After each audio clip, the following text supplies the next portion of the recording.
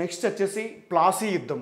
ఈ ప్లాసీ యుద్ధం జరగడానికి ముఖ్యంగా సిరాజుద్దౌలా యొక్క బెంగాల్ నవాబు, ఈ సిరాజుద్దౌలా బెంగాల్ నవాబు ఈ యొక్క బెంగాల్ గవర్నర్గా అప్పటి బెంగాల్ గవర్నర్ ఉన్నటువంటి రాబర్ట్ క్లైవ్ మధ్య విభేదాలు ఏర్పడతాయి. ఆ వివాదాలు ఏంటి అని చూసినప్పుడు మనకు ముఖ్యంగా ఒక మూడు వివాదాలు కనబడతాయి. ఒకటి ఏంటిదంటే కోటల నిర్మాణము, ఒకటి కాక రెండు దస్తకుల విధానము, మూడు వచ్చేసి తిరుగుబాటుదారులకు ఆశ్రయం కలిగించడం. ఎవరు మరి తిరుగుబాటుదారులకు ఆశ్రయం కల్పించారంటే చూద్దాం ఒకసారి. ఆశ్రయం కల్పించడం రైట్. మన యొక్క సిరాజుద్దౌలా ఒక వారసత్వ పోరులో యొక్క బెంగాల్ సింహాసనాన్ని బెంగాల్ నవాబుగా నియమించబడ్డాడు. ఈ యొక్క పోరులో ముఖ్యంగా బ్రిటిష్ వారిని వ్యతిరేకించి కూటమికి వ్యతిరేకంగా ఇతను సింహాసనాన్ని అధిష్ఠించడం జరిగింది బెంగాల్ నవాబుగా. ఈ అధిష్ఠించిన సమయంలోనే ముఖ్యంగా ఇతను నవాబుగా పట్టాభిషేకం చేస్తూ ఏమన్నాడంటే తన యొక్క రాజ్యంలో కోటల నిర్మాణం ఎవరు కూడా చేపట్టద్దని ఆదేశాలను జారీ చేశాడు. ఎవరు? సిరాజుద్దౌలా. తన యొక్క పట్టాభిషేకం తర్వాత తన యొక్క రాజ్యంలో ముఖ్యంగా యూరోపియన్స్ వారు తన యొక్క రాజ్యంలో ఎలాంటి కోటలు నిర్మించవద్దని ఆదేశాలు జారీ చేశాడు. ఈ ఆదేశాలను ధిక్కరించి బ్రిటిష్ కంపెనీ మాత్రమే కోటల నిర్మాణం చేపట్టింది. వీరి యొక్క బ్రిటిష్ వారి యొక్క వర్తక స్థావరం ఆనాటి కాలంలో బెంగాల్లో ఏంటంటే కలకత్తా అన్నట్టు. ఈ కలకత్తా ప్రాంతంలో వీళ్ళు వర్తక స్థావరాలను ఏర్పాటు చేసి ముఖ్యంగా కోటల నిర్మాణం అలానే చేపడుతూ ఉన్నారు.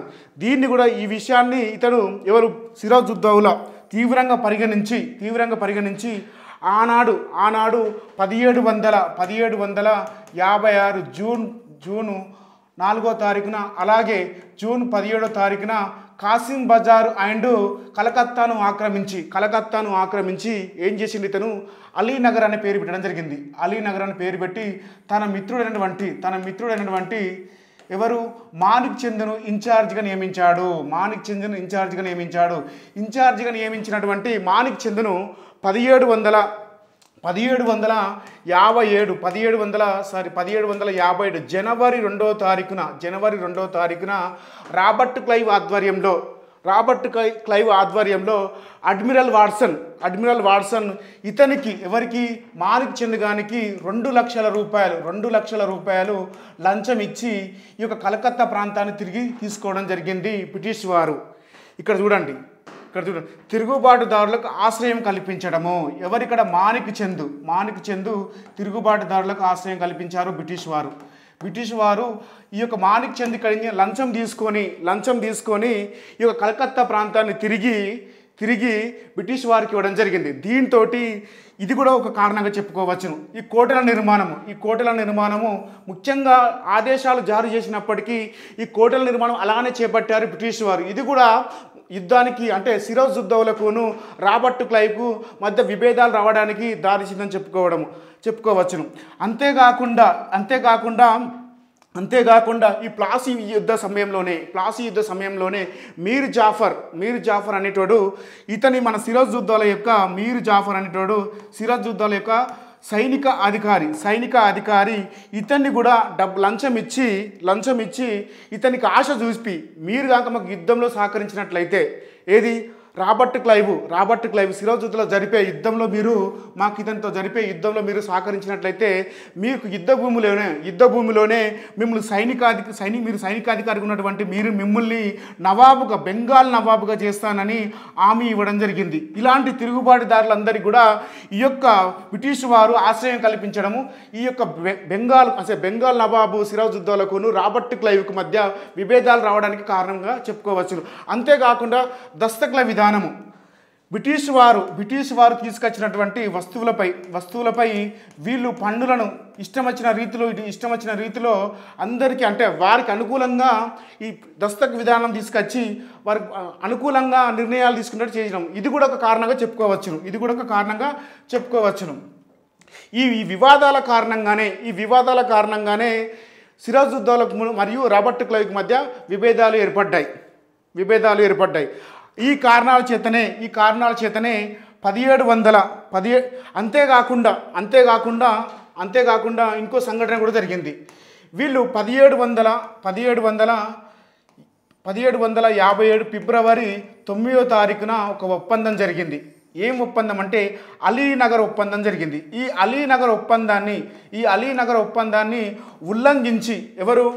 ఉల్లంఘించి బ్రిటిష్ వారు ఫ్రెంచి వారి యొక్క చంద్రనాగుర్ అనే ఫ్రెంచి వారి యొక్క వర్తక సవరమైనటువంటి బెంగాల్లో ఫ్రెంచి వారి యొక్క వర్తక సవరం ఏంటంటే చంద్రనాగుర్. ఈ చంద్రనాగుర్పై దాడి చేసి దీన్ని ఆక్రమించారు. ఈ ఆక్రమణతోటి ముఖ్యంగా సిరాజుద్దౌలాకును రాబర్ట్ క్లైవ్కు అంటే ఈ చంద్రనాగును ఆక్రమించడంతో ఫ్రెంచి వారు ఈ సిరాజుద్దౌలా కాడికి పోయి బెంగాల్ నవాబ్ అయిన సిరాజుద్దౌలా కాడికి పోయి ఏం చేసిందంటే వీరు మా యొక్క ప్రాంతాన్ని ఆక్రమించారు కావున మీరు ఈ విషయంపై చర్య తీసుకోవాలని ఒక వినమ్రంగా ఒక శాంతియుతంగా ఒప్పందం చేసుకుంటారు.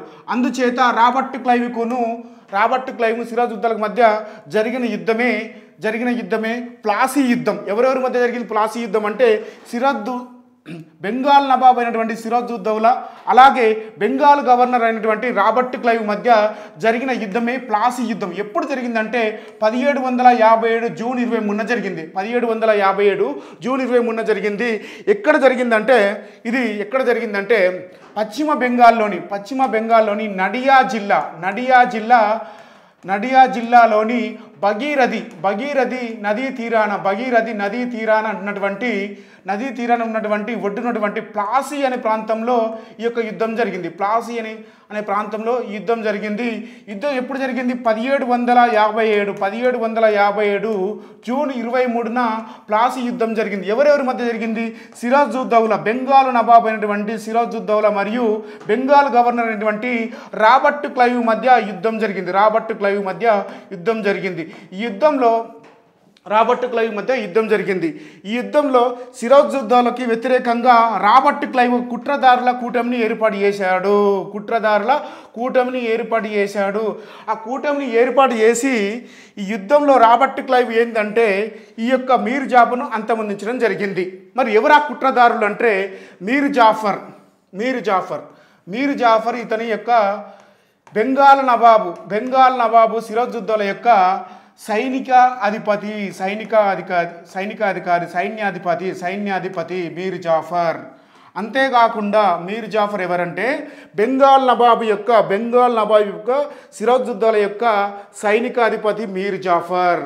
మాణిక్ చంద్ గారు ఇంతకుముందు ఏమని చెప్పుకున్నాం మనము? కలకత్తా ఇన్ఛార్జిగా నియమించాడు. ఎవరిని? మాణిక్ చంద్ గారు కలకత్తా ఇన్ఛార్జి వీరితోటి కూటమి ఏర్పాటు చేశారు. చెప్తాం. ఇతను ఏం చేసిందంటే మీర్ జాఫర్కి ఒక ఆఫర్ చేసిండు. మీరు గంక సిరాజుద్దౌలాతోటి బ్రిటిష్ వారు ఏం చేసిందంటే ఈ యొక్క సిరాజుద్దౌలాని ఓడించినట్లయితే, మాకు సహకరించినట్లయితే ఒక యుద్ధంలో నిన్ను బెంగాల్ నవాబ్గా నియమిస్తానని ఆఫర్ చేయడం జరిగింది. ఈ మాణిక్ చంద్ గారికి ఏం చేసిందంటే ఇతనితోటి నువ్వు ఇంతకుముందే మీకు 2 లక్షల రూపాయలు ఇచ్చినాం కదా, కావున మా యొక్క ఆధ్వర్యంలో ఉన్నావు కాబట్టి మాకు సహకరించాలని వీరికి ఆఫర్ చేయడం జరిగింది. మళ్ళీ కూడా నెక్స్ట్ అమీన్ చంద్ అనేటోడు ఇతనికి ఒక 30 లక్షల రూపాయలు అంటే ఫస్ట్ ఇతనికి 15 లక్షలు ఇస్తామని ఆఫర్ చేయడం జరిగింది. 15 లక్షల రూపాయలు ఇస్తామని ఆఫర్ చేయడం జరిగింది.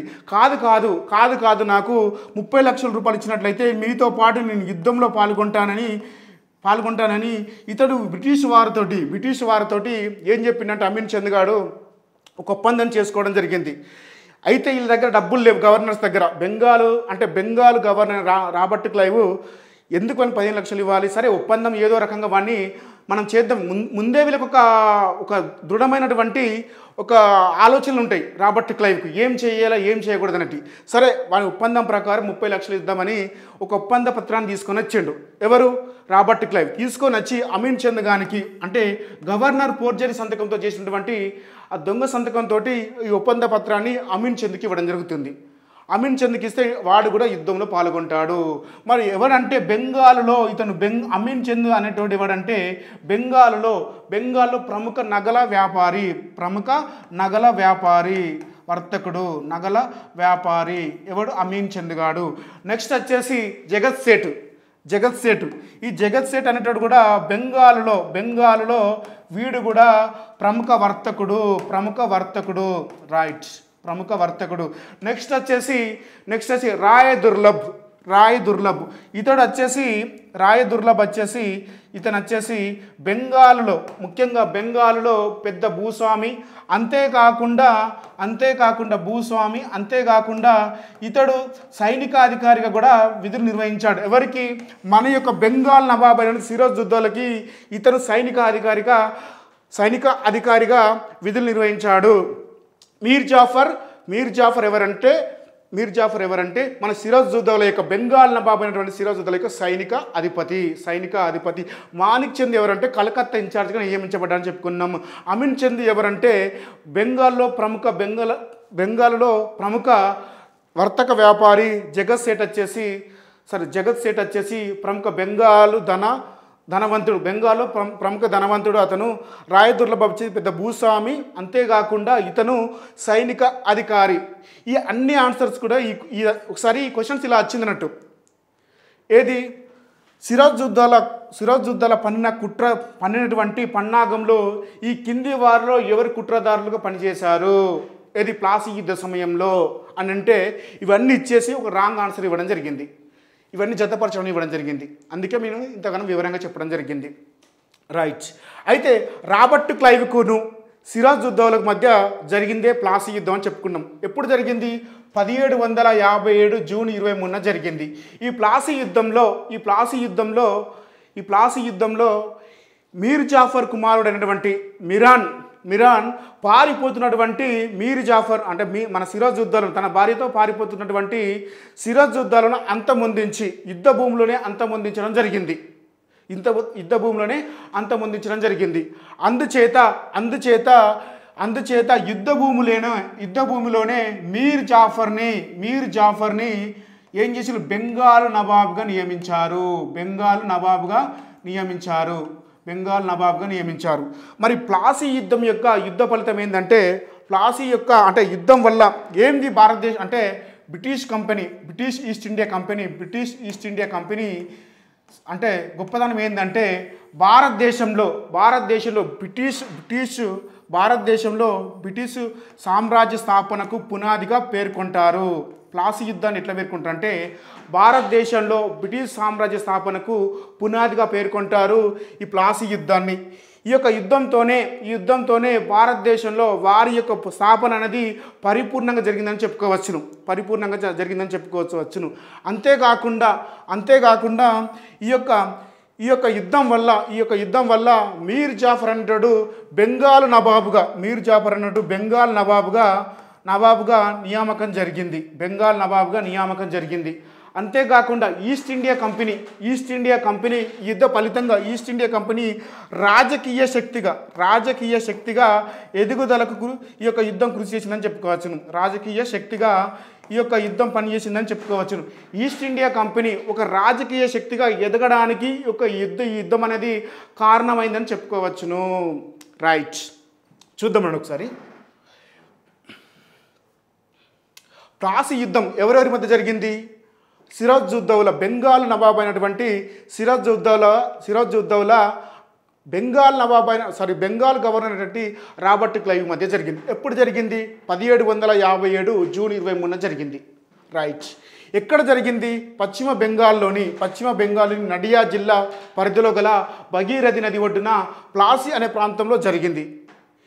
ఈ యొక్క యుద్ధ సమయంలో రాబర్ట్ క్లైవ్ ఒక కూటమిని ఏర్పాటు చేసుకున్నాడు. ఆ కూటమిని ఏర్పాటు చేసుకొని మీరు యుద్ధంలో సహకరించినట్లయితే కొన్ని ఆఫర్స్ చేసిండు.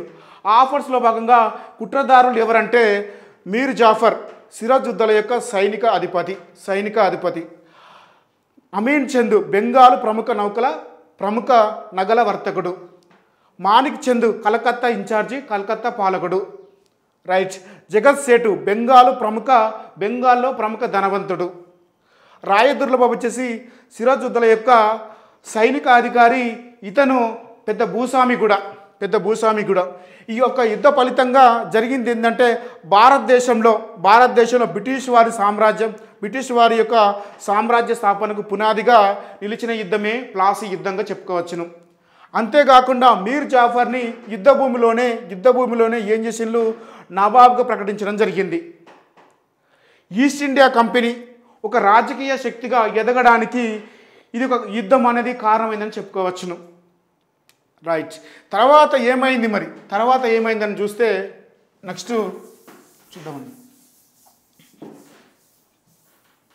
మరి మీర్ జాఫర్ బెంగాల్ నవాబ్గా నియమించబడ్డాడు. మీర్ జాఫర్ అన్నట్టు ఈ యొక్క యుద్ధ ఫలితంగా బెంగాల్ నవాబుగా ఎవరు నియమించబడ్డారంటే బెంగాల్ నవాబుగా మీర్ జాఫర్ నియామకం జరిగింది.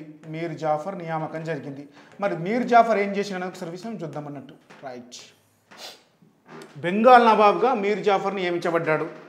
ఈ మీర్ జాఫర్ ఏమైందంటే ఒక కీలుబొమ్మగా మారిపోయిండు. ఎవరికి కీలుబొమ్మగా మారిపోయిండు అంటే బ్రిటిష్ వారికి కీలుబొమ్మగా మారిపోయిండు. ఎందుకంటే ఇతను ఒక ఒప్పందం ద్వారా అంటే యుద్ధంలో పాల్గొనడం వల్ల ఇతను బెంగాల్ నవాబ్గా నియమించాడు. కాబట్టి బ్రిటిష్ వారు ఏం చెప్తే అది వినాల్సిన పరిస్థితి ఏర్పడింది.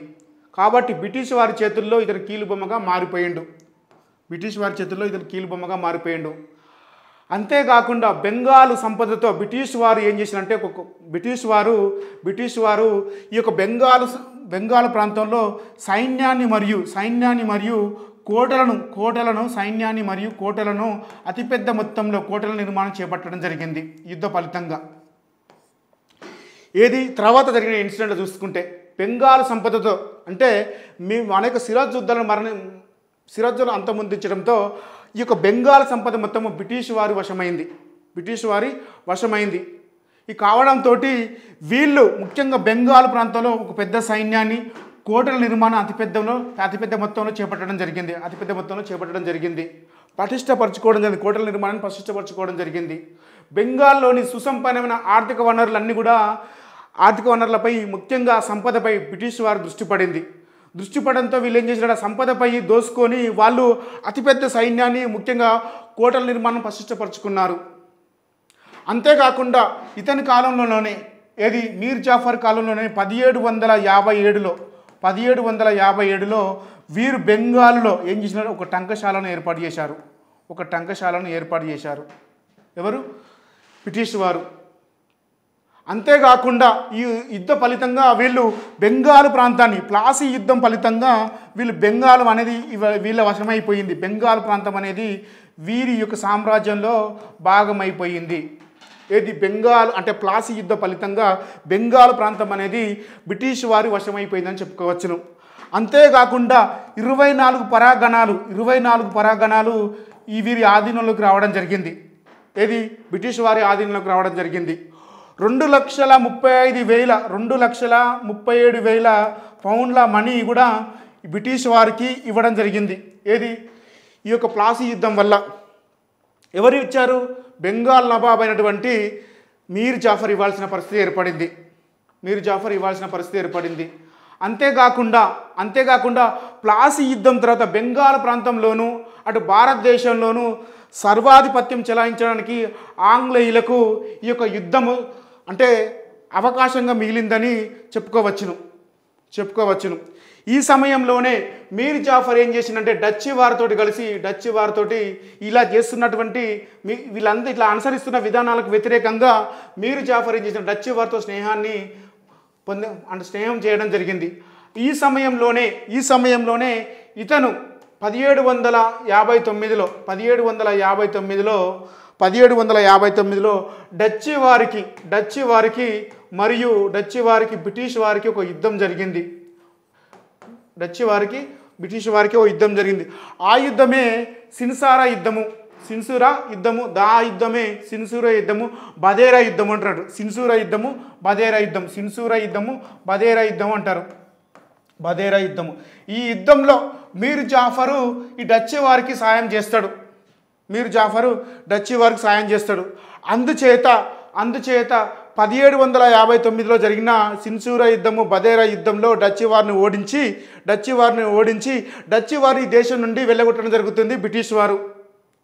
దీన్ని తీవ్రంగా పరిగణించినటువంటి మీర్ జాఫర్ యొక్క సహాయాన్ని డచ్ వారికి ఇచ్చిన ఈ యొక్క అంశాన్ని బ్రిటిష్ వారు తీవ్రంగా పరిగణించి ఇతన్ని తొలగించి ఇతని అల్లుడైనటువంటి మీర్ కాసింను ఏం చేసినంటే బెంగాల్ నవాబ్గా నియమించడం జరిగింది. మీర్ జాఫర్ తర్వాత బెంగాల్ నవాబ్గా నియమించబడింది ఎవరంటే మీర్ కాసిం. ఈ మీర్ కాసిం ఏం చేసిందంటే నియమించడంతో మరి బెంగాల్ నియమిస్తే ఊకుంటారా వాళ్ళు? మరి అంటే నవాబ్గా నియమిస్తే బ్రిటిష్ వారు వాళ్ళకి ఏదో ఒక ఆఫర్ చేయాలి. అదే మిద్నాపూర్ అనే ప్రాంతము, అలాగే బూర్ద్వాన్ అనే ప్రాంతము, అలాగే చిట్టగాంగ్ అనే జిల్లాలను బ్రిటిష్ వారికి ఇవ్వడం జరిగింది. మీర్ జాఫర్ ఏం చేసిందంటే మిద్నాపూర్ అనే ప్రాంతాన్ని, బుర్ద్వాన్ అనే ప్రాంతాన్ని, చిట్టగాంగ్ అనే జిల్లాలను ఈ యొక్క బ్రిటిష్ వారికి ఇవ్వడం జరిగింది. అంతేకాకుండా ఈ సమయంలోనే మీర్ జాఫర్ ఒక నిర్ణయం తీసుకోవడం జరిగింది. వీళ్ళు ఇతన్ని విసిగించడం జరిగింది. ఈ యొక్క సామ్రాజ్యంలో ఇతని పరిపాలనలో ముఖ్యంగా మీర్ కాసిం స్వతంత్ర నిర్ణయాలు తీసుకునే వ్యక్తి. ఈ సమయంలో ఇతను విసిగించడం జరిగింది. అందుచేత తన యొక్క రాజధానిని ఇంతకుముందు ఏమని చెప్పుకున్నాం, ముర్షిదాబాద్ ఉంటే దీనిని ఇతను ఏం చేసినంటే తన యొక్క రాజధాని మాంగీర్కి మార్చి స్వతంత్రంగా నిర్ణయాలు తీసుకోవడం ప్రారంభించాడు. ఇది బ్రిటిష్ వారికి మళ్ళీ వ్యతిరేకంగా అనిపించింది. అందుచేత ఇతను తొలగించి మరలా ఏం చేసిందంటే బెంగాల్ నవాబుగా మళ్ళీ మీర్ జాఫర్ నియమించారు. దీంతో ఏమైందంటే మళ్ళీ మీర్ కాసిం ప్లాసీ యుద్ధం తర్వాత బాక్సార్ యుద్ధానికి పాల్పడడం జరిగింది. మీర్ కాసిం ఇక్కడ నుండి పారిపోయి అయోధ్యకు పారిపోవడం జరుగుతుంది. మీర్ జాఫర్ బెంగాల్ నవాబ్గా నియమించిన తర్వాత ఈ యొక్క మీర్ కాసిం ఏం చేస్తాడంటే బెంగాల్కి పారిపోయి అయోధ్య నవాబ్ చేత ఒక కూటమిని ఏర్పాటు చేస్తాడు. ఈ కూటమిలో అయోధ్య నవాబ్ వచ్చేసి సుజా ఉద్దౌలా. పోయినటువంటి సుజా ఉద్దౌలాతో ఏం చేస్తారంటే మన యొక్క మొఘల్ చక్రవర్తి ఉన్నాడు కదా, మన యొక్క మొఘల్ చక్రవర్తిని కూడా ఈ యుద్ధంలో పాల్గొన్నట్టు చేద్దామని ఒక ప్రేరేపిస్తారు. అతను కూడా యుద్ధంలో పాల్గొని ఒక కూటమిగా ఏర్పాటు చేస్తారు. ఈ కూటమిని త్రైపాక్షిక కూటమి అంటారు. ఈ త్రైపాక్షిక కూటమికి ఆంగ్లేయులకు జరిగిన యుద్ధాన్నే ఏమంటారంటే బాక్సార్ యుద్ధం అంటారు. ఈ బాక్సార్ యుద్ధంతో భారతదేశంలో బ్రిటిష్ వారి స్థాపన సుస్థిరమైందని చెప్పుకోవచ్చు, శాశ్వతంగా ఉన్నదని కూడా చెప్పుకోవచ్చును. సరే, నెక్స్ట్ బాక్సార్ యుద్ధం గురించి చేద్దాము. బాక్సార్ యుద్ధం గురించి చూసేటప్పుడు ఈ ప్లాసీ యుద్ధంపై కొంతమంది చరిత్రకారులు, కవులు దీనిపై ఒక స్టేట్మెంట్స్ ఇవ్వడం జరిగింది. నవీన్ చంద్ర సేన్ అనే ప్రముఖ కవి రచయిత ఈ ప్లాసీ యుద్ధంపై ఒక స్టేట్మెంట్ ఇవ్వడం జరిగింది. ఇది ఎస్ఐ ఎగ్జామ్లో, గ్రూప్ 2 లాంటి ఎగ్జామ్లో రావడం జరిగింది. ఏపీపీఎస్సీలో వచ్చింది, ఇటు తెలంగాణలో జరిగినటువంటి ఎగ్జామ్లో కూడా వచ్చింది. ప్లాసీ యుద్ధం అనేది భారతదేశంలో అర్ధరాత్రి సమయంలో దాపరించిన ఒక కాలరాత్రి అని చెప్పడం జరిగింది. నవీన్ చంద్ర అనే ప్రముఖ రచయిత, కవి ఏం చేసినంటే ఈ ప్లాసీ యుద్ధంపై ఒక స్టేట్మెంట్ ఇచ్చాడు. ప్లాసీ యుద్ధం అనేది భారతదేశంలో అర్ధరాత్రి సమయంలో దాపరించిన కాలరాత్రి, లేదా దీనినే భారతదేశానికి దాపరించిన ఒక విషభరాత్రిగా ఈ యొక్క ప్లాసీ యుద్ధాన్ని పేర్కొన్నాడు. అంతేకాకుండా జేఎన్ సర్కార్ అనే ఒక ప్రముఖ చరిత్రకారుడు జాదునాథ్ సర్కార్ అనేటోడు ఏం చేసినంటే ఈ ప్లాసీ యుద్ధంపై ఒక స్టేట్మెంట్ ఇచ్చాడు. 1857 ప్లాసీ యుద్ధంతో భారతదేశంలో మధ్యయుగం పోయి ఆధునిక యుగం ప్రవేశించిందని ఒక స్టేట్మెంట్ ఇవ్వడం జరిగింది. ఏది జేఎన్ సర్కార్ అనేటోడు ఏం చేసినంటే ఒక ప్లాసీ యుద్ధంపై ఒక స్టేట్మెంట్ ఇచ్చాడు. ఏంది ఆ స్టేట్మెంట్ అంటే 1757 ప్లాసీ యుద్ధంతో భారతదేశంలో మధ్యయుగం పోయి ఆధునిక యుగం ప్రవేశించిందని పేర్కొన్నాడు మన జేఎన్ సర్కార్. ఇవి ఎగ్జామ్లో రావడం జరిగింది. నెక్స్ట్ బాక్సార్ యుద్ధం చూద్దాం. రైట్.